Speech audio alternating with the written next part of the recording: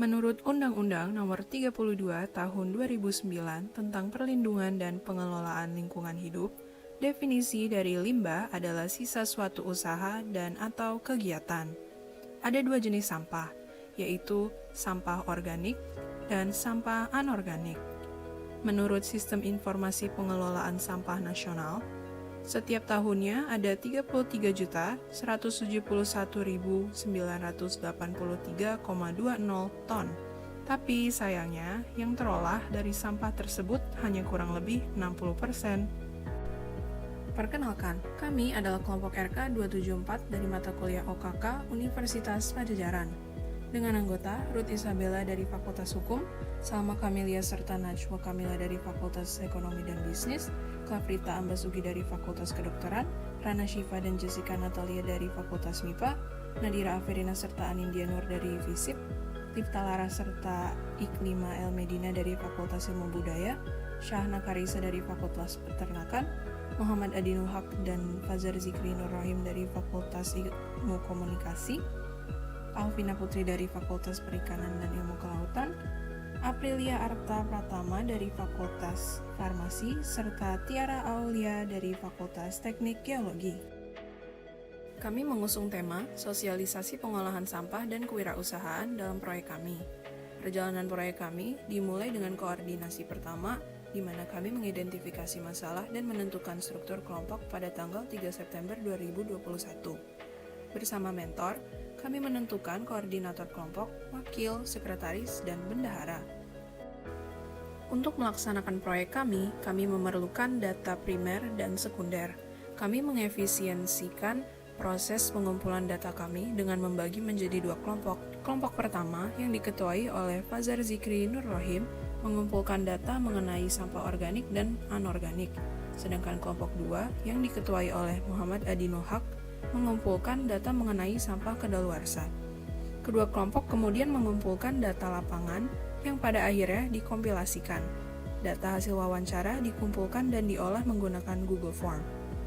Kelompok pertama melakukan wawancara terhadap dua kategori narasumber, yaitu rumah tangga dan petugas kebersihan. Wawancara kami lakukan secara virtual dan secara tatap muka dengan menaati protokol kesehatan agar mencegah penyebaran virus COVID-19. Hasil yang didapat oleh kelompok pertama adalah sebagai berikut. 67% rumah tangga tidak memisahkan sampah organik dan anorganiknya. 67% rumah tangga tidak mengolah sampah yang dihasilkannya. 67% rumah tangga tidak mengatakan bahwa jumlah sampah yang dihasilkan bertambah selama pandemi. 56% rumah tangga mengatakan kalau mereka belum mendapatkan program penyuluhan pengolahan sampah dari pemerintah setempat.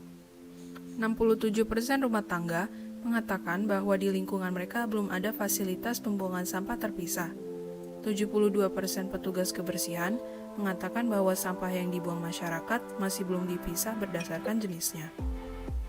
Kelompok 2 melakukan wawancara terhadap pegawai-pegawai minimarket dan juga pedagang-pedagang untuk mengetahui bagaimana cara mereka menangani sampah-sampah kadaluarsa ataupun produk-produk kadaluarsa.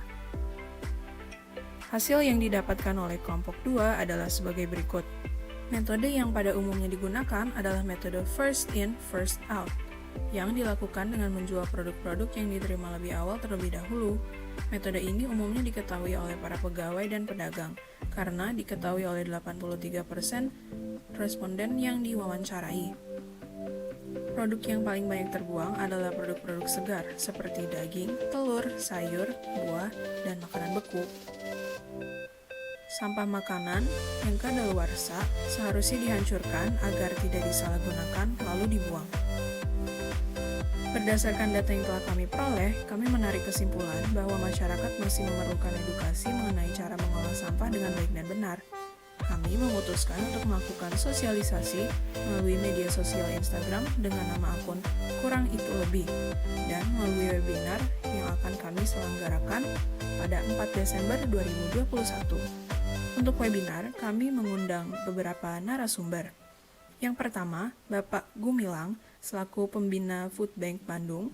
Yang kedua, Bapak Indra selaku konsultan sanitasi. Dan yang ketiga, Bapak Fatah selaku ahli dalam bidang maggots dan biogas. Fakultas Peternakan Universitas Padjadjaran.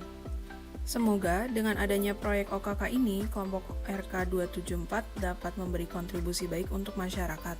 Kami berharap proyek kami dapat meningkatkan kesadaran masyarakat akan permasalahan sampah dan pentingnya mengolah sampah di Indonesia. Kami mengucapkan terima kasih kepada Rektor Universitas Padjadjaran serta tim koordinator TPB Universitas Padjadjaran yang telah memfasilitasi kami dengan mata kuliah OKK sehingga kami mendapat kesempatan untuk menjalankan proyek ini. Mentor RK 274, Bu Novi Mayasari, yang telah membimbing RK 274 selama 1 semester ini, para narasumber webinar yang telah bersedia membagi ilmu mengenai pengolahan lingkungan, dan tentu saja anggota kelompok RK 274 yang telah bekerja keras dalam melaksanakan proyek OKK ini. Kami yakin bahwa Indonesia dapat perlahan mengatasi permasalahan sampah jika masyarakat memiliki kesadaran yang tinggi. Karena itu, mari mulai dari diri sendiri untuk peduli terhadap lingkungan dan mengolah sampah dengan benar.